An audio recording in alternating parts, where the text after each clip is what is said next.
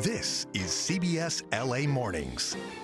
This morning, Paramount Skydance announced they are attempting a hostile takeover of Warner Brothers Discovery after Netflix announced on Friday their bid to buy Warner Brothers Discovery had been accepted. And joining us now is Seth Schachner, the managing editor of Strat America. So, first of all, this was big news this morning. Everybody watching this pretty closely because I think a lot of people who don't follow this just assume that Friday this was kind of a done deal. It's not at all. Definitely not. Good to be here, Jamie. I think this is probably going to go on for maybe a year, maybe even 18 months. Yeah. Wow. There's a ton of regulatory stuff.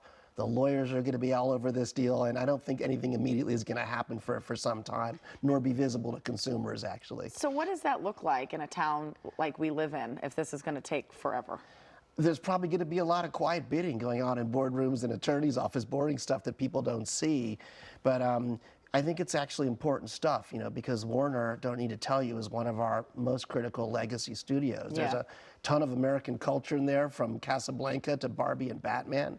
And I think there's a lot of people all over the board that are concerned about seeing it kind of get sucked up so quickly into a tech titan. But yeah, you might see some news on it. I don't really know who's going to win yet, and they're going to battle over price, but it'll go on for some time for sure. Well, you stated one concern. There's concerns all over the map when it comes to this. You have the president saying he has a concern about Warner Brothers buying it. You've got Paramount saying that they have concerns about Netflix buying Warner Brothers because of streaming. You've got movie theaters actually weighing in, saying this may not be good for that industry. So what happens next here? And how do all of those different places, there are people working all of these places, how do they keep business as usual? That was the thing. The biggest thing is, for me, is just the people that are working in these things. I mean, I think there's probably going to be some consolidation, whichever of these options happen. The studio system has gotten racked here. I don't need to tell you, by everything from labor strife to streaming to AI. And, this is something where I think the talent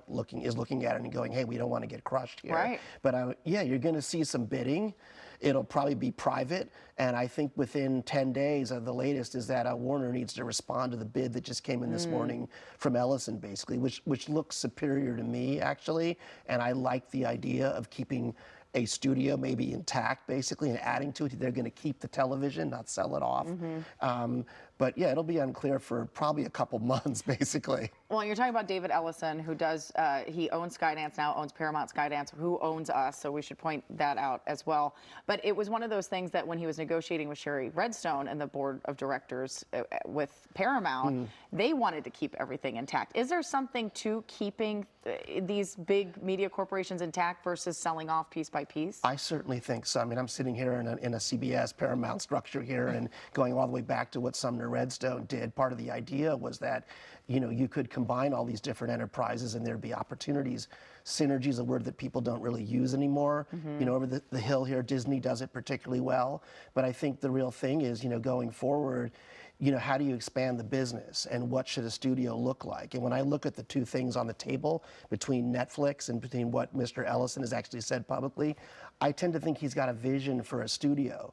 Technology, the cloud, he's got a lot of experience making movies like Top Gun, so hopefully theaters will still be around in it.